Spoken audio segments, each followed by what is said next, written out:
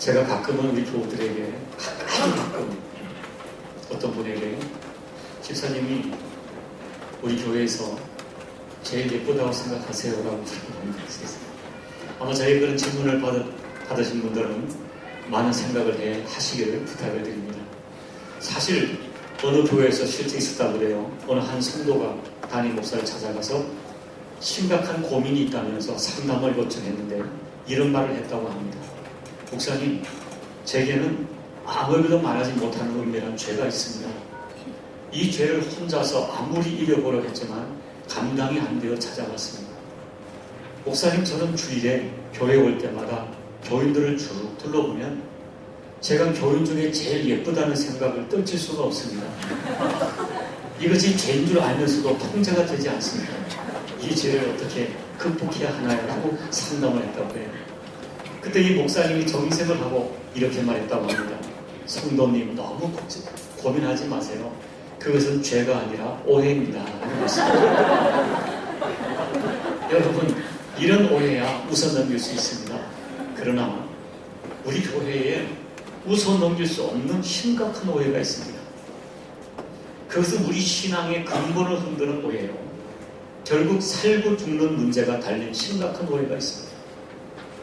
그 오해가 바로 내가 왜 예수를 믿는가에 대한 본질적인 질문에 대한 것입니다.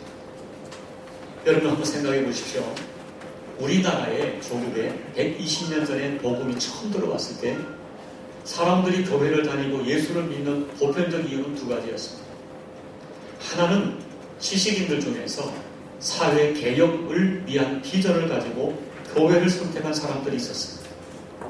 그들이 생각하기를 교회 가면 새로운 지식을 얻고 기독교를 믿으면 새로운 신지식을 가진 사람들과 접촉이 되어지고 연결되어지고 그래서 그 지식으로 역사를 바꾸고 사회를 바꾸고 개인을 개조할 수 있다고 믿었습니다. 이런 사회 개혁적 비전을 가지고 교회에 나온 십자층이 있었습니다. 그러나 이런 사람들은 소수였습니다. 대부분의 사람들은 예수 믿고 구원받기 위하여 왔습니다. 예수 믿어 제사함 받고 하나님의 자녀가 되고 예수 믿어 영원한 천국을 사모하기 위하여 모였습니다. 이것은 성경적이고 전통적인 신앙의 동기라고 할 수가 있습니다. 그런데 여러분, 60년대, 70년대를 지나면서 경제 개발과 함께 예수 믿는 동기가 바뀌기 시작했습니다. 사회개혁적 동기도 아니고요. 예수 믿어 구원받는 복음적 동기도 아닌 제3의 새로운 동기로 예수 믿는 사람들이 이 땅에 많아지기 시작했습니다. 이 제3의 동기를 우리는 축복의 동기라고 부를 수 있습니다. 언제부턴가 교회에 예수 믿으면 구원받습니다. 이런 기독교적 본질적 메시지 대신에 예수 믿으면 복받습니다. 예수 믿으면 건강해지고 예수 믿으면 자녀가 잘 되고 예수 믿으면 물질의 축복이 있습니다. 내게 능력 주시는 자에서 내가 모든 것을 할 수 있느니라. 예수 믿으면 신통하고 신통하면 인통하고 물통합니다. 이런 메시지가 전국 교회에 선포되기 시작한 것입니다. 여러분, 이해는 됩니다. 당시에 경제적으로 정서적으로 많은 억압을 받았습니다. 이런 분위기와 함께 한국의 전통적인 기복신앙에다가 또 당시 미국에서 수입된 번영의 신학이 혼합되어서 한국 교회를 급속히 뒤덮기 시작한 것입니다. 여러분, 교회는 부흥되었습니다. 교회 돈이 많아지기 시작했습니다. 그러나 점점 교회는 변질되어져 가고 오히려 영적인 힘을 잃어가기 시작했습니다. 여러분, 극단적인 예지만 한때 한국 교회는 이런 형편이었습니다. 신앙의 윤리는 상관없이 부동산 투기를 하든 사기를 쳐 돈을 벌든 돈만 벌면 축복받았다고 얘기했습니다. 그래서 교회 헌금만 많이 하면 복받을 것이라는 선포가 강단을 통하여 전해졌습니다. 이것이 변질된 기복신앙, 변질된 번영신앙이 조국 교회를 뒤덮기 시작한 것입니다. 직분도 마찬가지입니다. 직분을 성김으로 이해하지 않고 권력과 계급으로 받기 시작했습니다. 목사직이, 장로직이, 권사직이, 안수집사직이 그렇게 받아들여야 했습니다. 그 결과 지금 조국 교회는 엄청난 진통을 겪으며 추락하고 있는 것입니다. 사랑하는 여러분, 예수 믿으면 축복이 없다는 얘기가 아닙니다.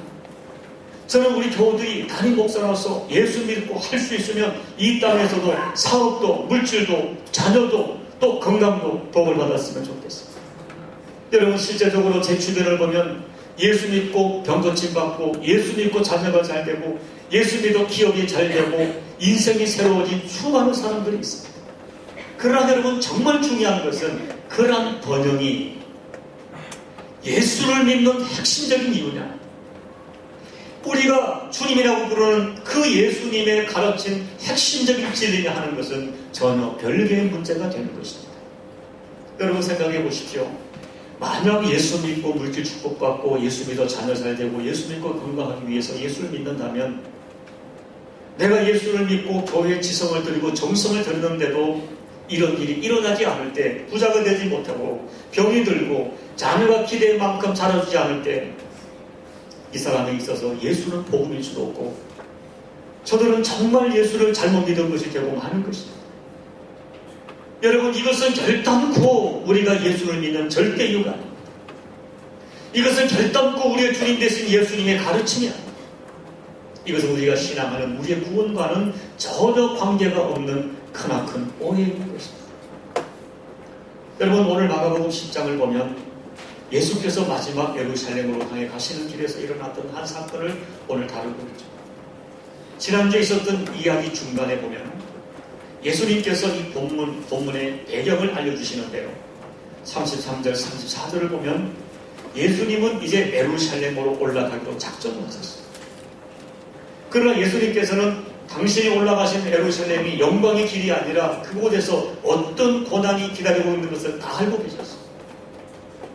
육을 가진 인간이신 예수님은 이 사실이 굉장히 마음에 아픔이 되셔서 적어도 살아가는 12제자와는 이 아픔을 나누고 싶으셨습니다. 그래서 예수님은 이제 내가 예루살렘에 가면 체포될 것이고 재판을 받고 침뱉음 당하고 채찍질 맞고 결국 십자가에 죽을 것을 제자들에게 명확하게 알려주셨습니다. 그러나 제자들은 주님의 마음을 깨닫지 못했습니다. 주님은 처절한 십자가를 지셔야 했지만 제자들은 엉뚱한 환상에 사로잡혀 있었습니다. 바로 그 절박한 순간에 오늘 야고보와 요한이 주님을 찾아온 것입니다. 그리고 이런 부탁을 드리는 것입니다. 선생님, 우리가 무엇을 구하든지 꼭 허락해 주십시오. 주께서 무엇을 구하느냐고 물었습니다. 그때 그들이 말하기를, 주님, 우리는 주님께서 이 다음에 예루살렘에 가시면 영광을 받으실 것을 압니다. 그때 주님이 영광을 받으실 때에 우리 두 사람 중 한 사람은 하나님 주님 우편에, 하나님 주님 좌편에 앉혀주십시오라고 청탁을 했습니다. 동일한 사건을 다루는 마태복음 20장을 보면 이 두 아들만이 아니라 그 어머니까지 합세를 해서 주님께 이런 부탁을 드립니다. 이 말을 들은 주님이 얼마나 기가 막혔을까요? 그러나 주님은 화를 내지 않습니다. 그리고 조용히 말씀합니다. 얘들아, 너희가 정말 구해야 될 것을 구하지 못하는구나. 너희가 무엇을 정말 구해야 되는지 알지 못하는구나. 너희가 나의 마시는 잔을 마실 수 있고 나의 받는 세례를 받을 수 있느냐라고 반문하셨습니다. 사랑하는 여러분, 주님은 그들의 요구 자체를 나무라신 것이 아닙니다.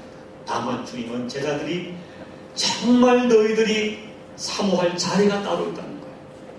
너희가 받기를 사모할 자리가 영원한 자리가 진짜로 있고, 그 자리를 얻기 위해서는 먼저 내가 마시는 잔을 받고 내가 받는 세례를 먼저 받아야 된다고 말씀하시는 것입니다. 사랑하는 여러분, 그래서 주님은 내가 마시는 잔을 너희가 마실 수 있고 내가 받는 세례를 너희가 받을 수 있느냐 물으신 것입니다. 주님을 따를 때 받아야 할 고난이 있다면 너희가 그 고난을 감당할 수 있느냐 주께서 묻고 계시는 것입니다. 여러분, 오늘 우리가 이 야고보와 요한을 주목해야 될 중요한 이유가 있습니다. 이 사람들이 인격이나 신앙이 형편없는 사람이 아니라는 것입니다.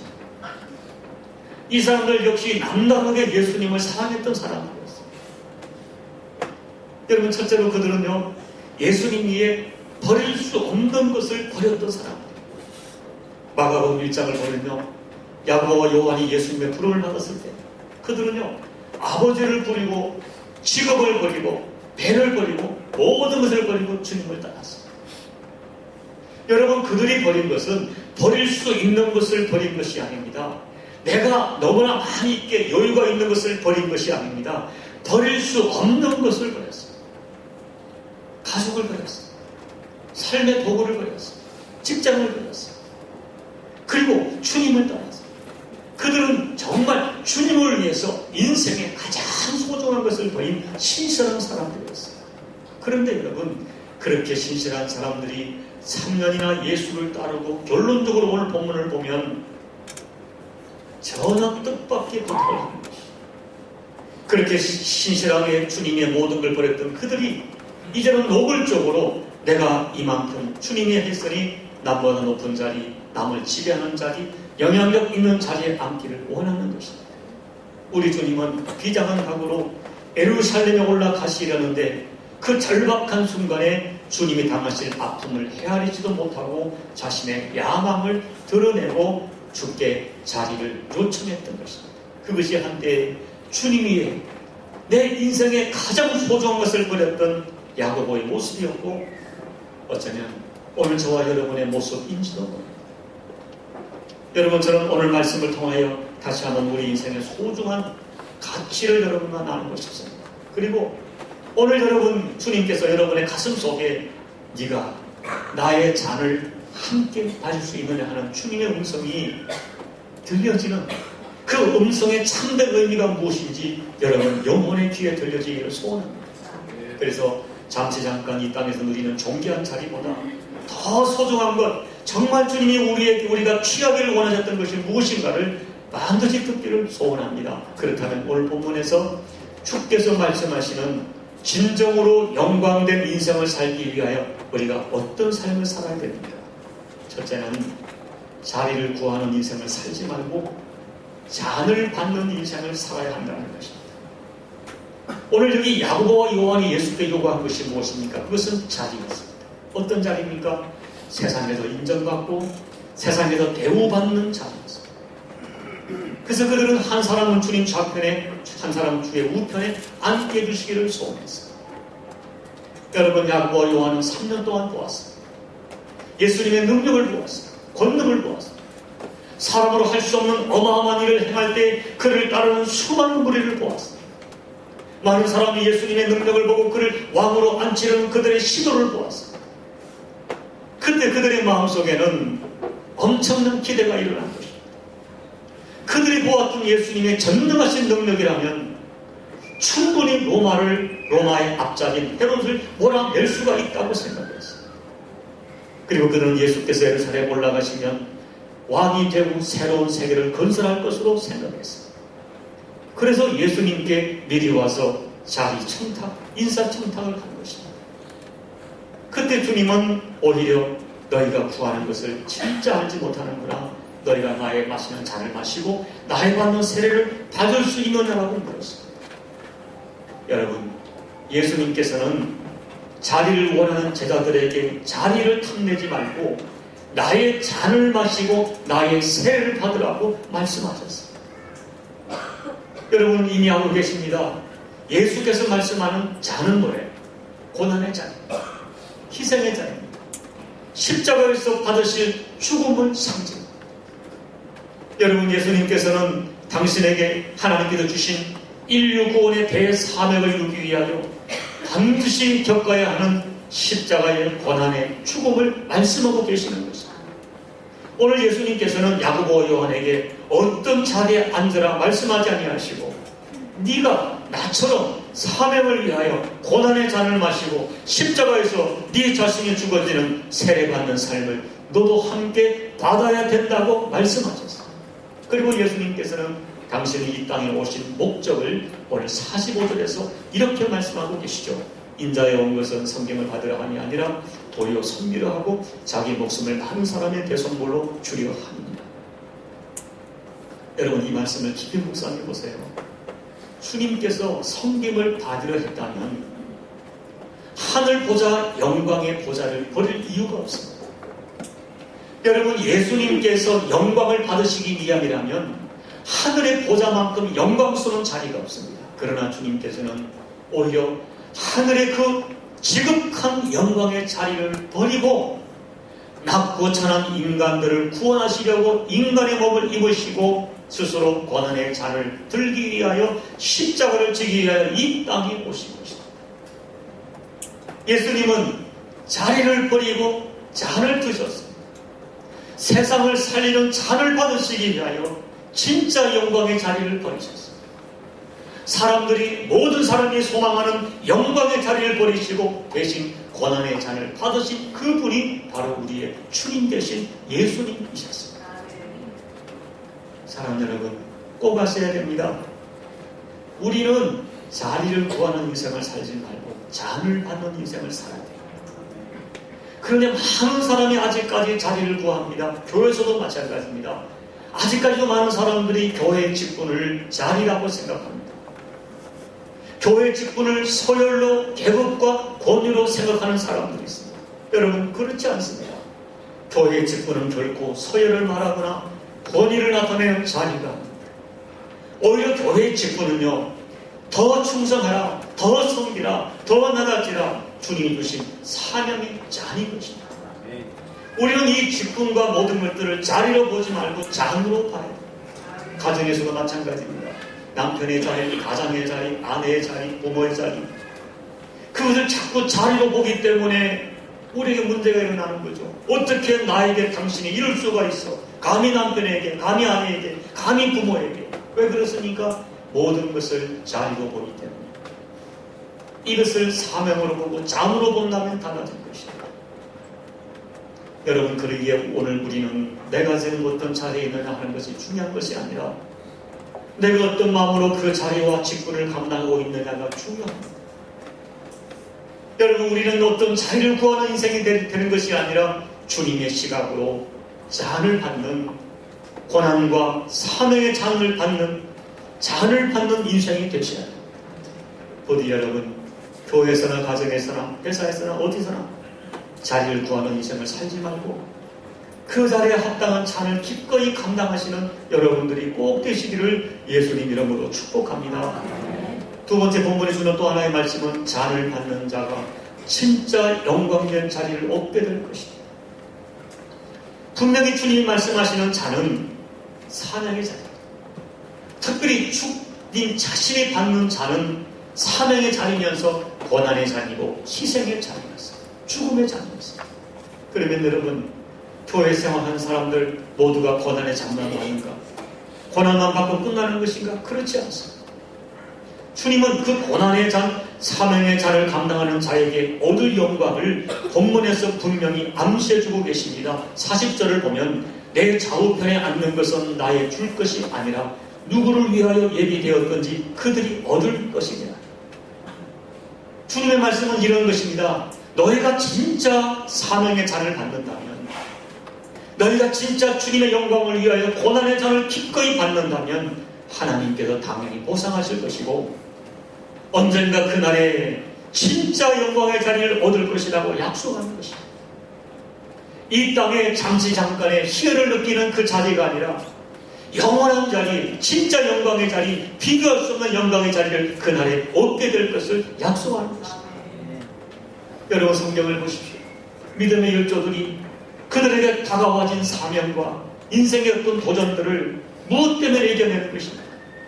그 고난 뒤에 있는 하나님의 약속, 그 고난 너머에 있는 주님이 예비하신 영광, 그것을 믿는 믿음 때문에 그들은 이 땅에서 고난의 잔을 기꺼이 맞을 수 있었습니다.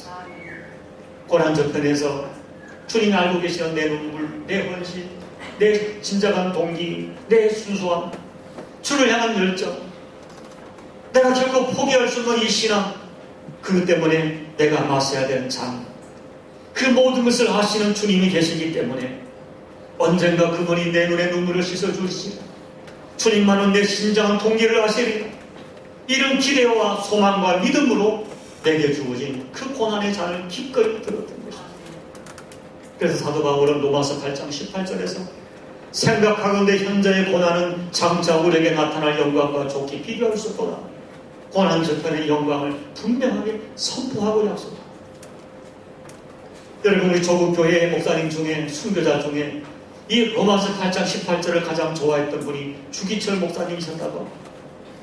그분은 자신에게 와지는 수없는 이 고난을 생각컨대 현재의 고난은 장차 나타날 영광과 비교할 수 없도다. 이 로마서 8장 18절의 말씀을 붙들고 또 붙들면서 안정된 자리, 안정된 목회보다는 주님이 신앙하는 그 모진 고문의 잔을 기꺼이 감당했다.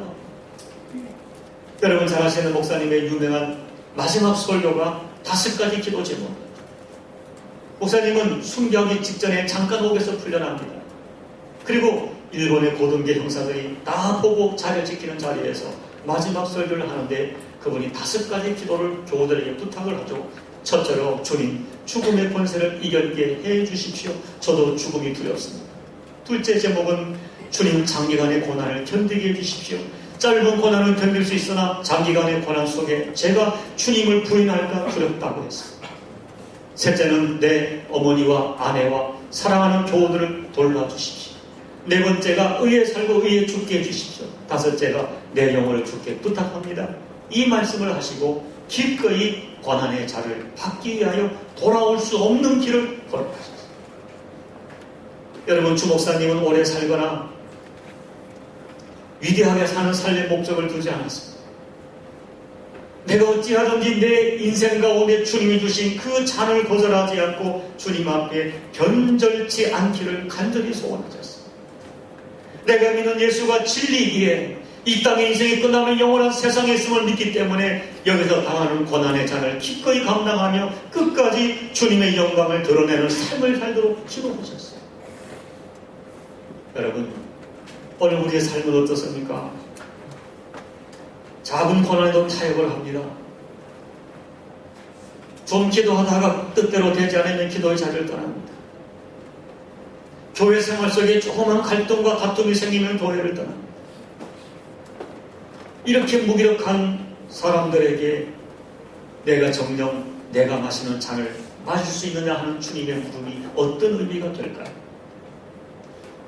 여러분, 요즘 현대 교인들은 고난 때문에 주님 주신 잔을 거절하기보다는 세상의 이익과 세상의 영광과 세상의 재미, 세상의 자리 때문에 주가 주시는 잔을 거절합니다. 그러나 여전히 어떤 사람은 주님을 생각하며 내가 받아야 할 잔이라면 기꺼이 아무리 힘들어도 묵묵히 감당하는 분들도 계십니다. 여러분, 저는 믿습니다.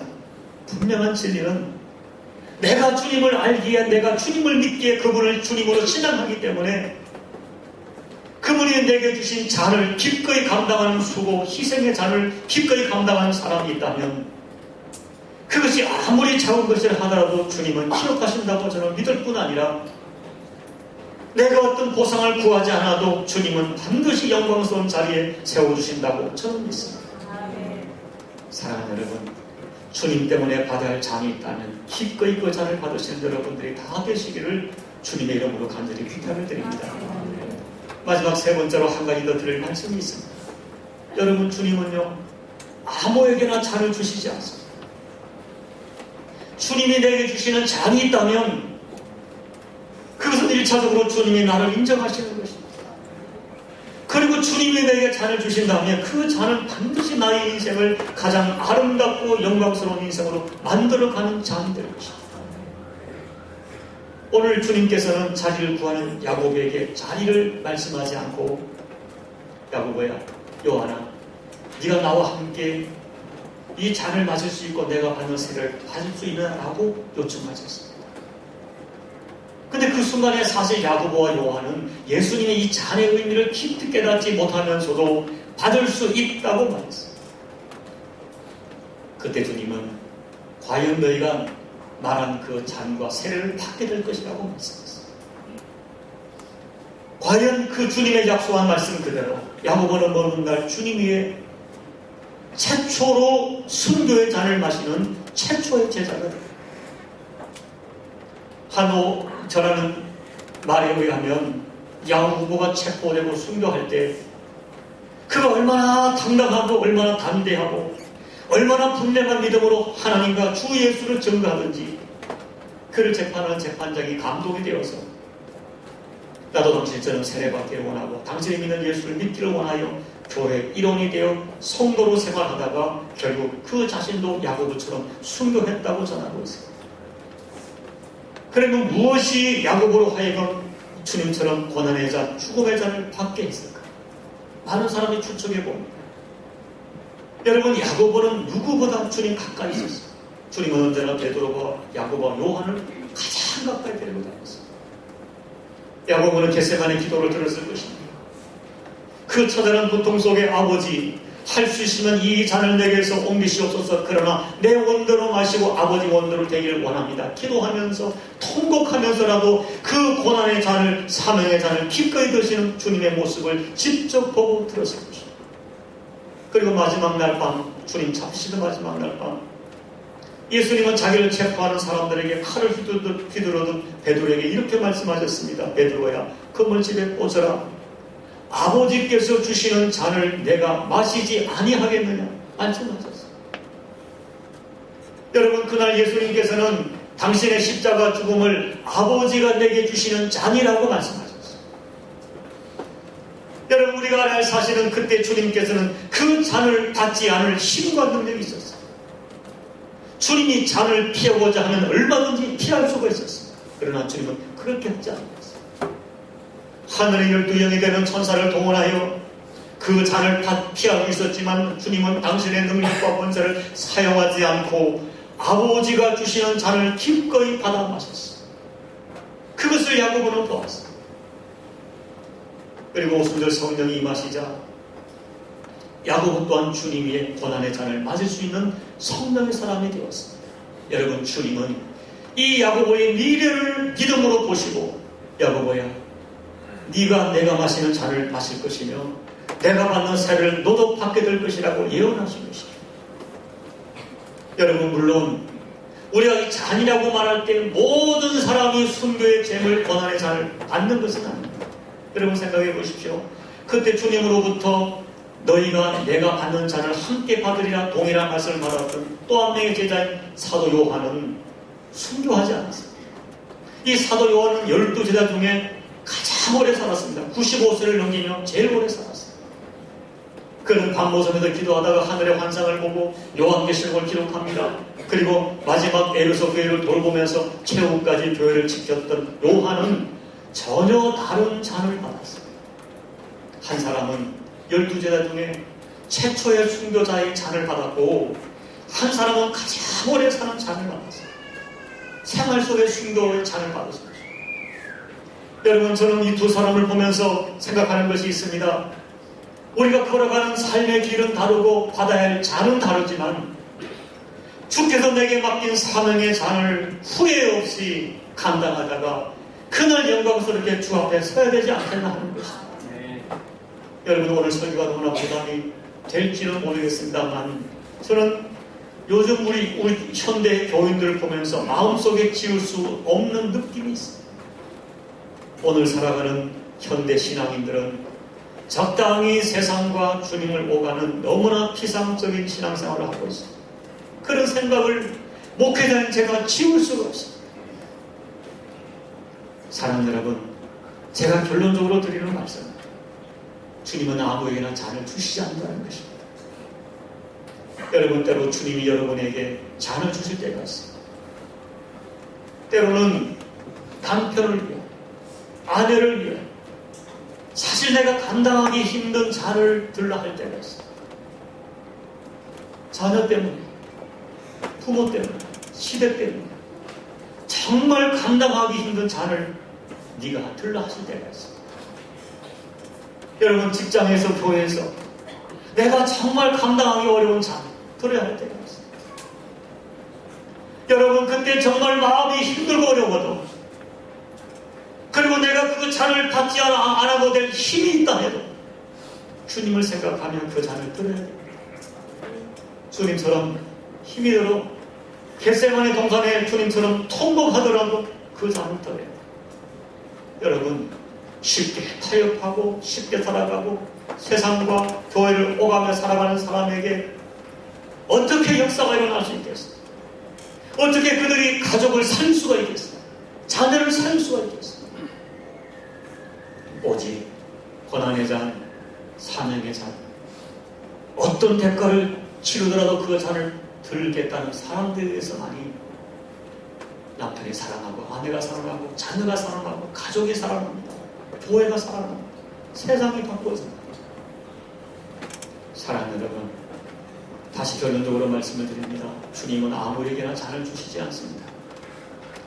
여러분에게 주님이 주시는 잔이 있다면 여러분이 그 잔을 감당할 수 있다고 믿어주시는 주님, 나를 인정하시는 자에게만 주님이 그 잔을 주십니다. 그리고 여러분이 그 잔을 감당한다면 그 잔은 나의 인생을 가장 아름다운 인생으로 만들어가는 잔이 될 것입니다.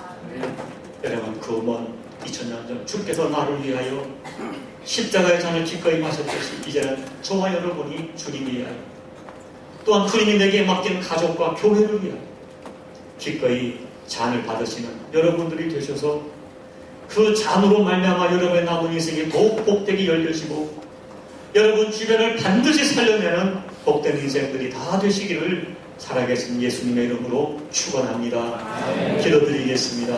사랑하는 여러분, 주신 말씀을 보고 같이 기도를 드립니다.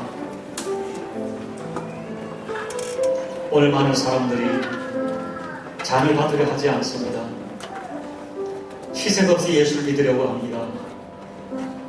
사명 없이 교회 자리만 채우다 가고 세상의 자리, 재미있는 자리, 쾌락의 자리, 이익의 자리, 불법과 불의를 힘내서라도 세상 것을 취하려고 합니다.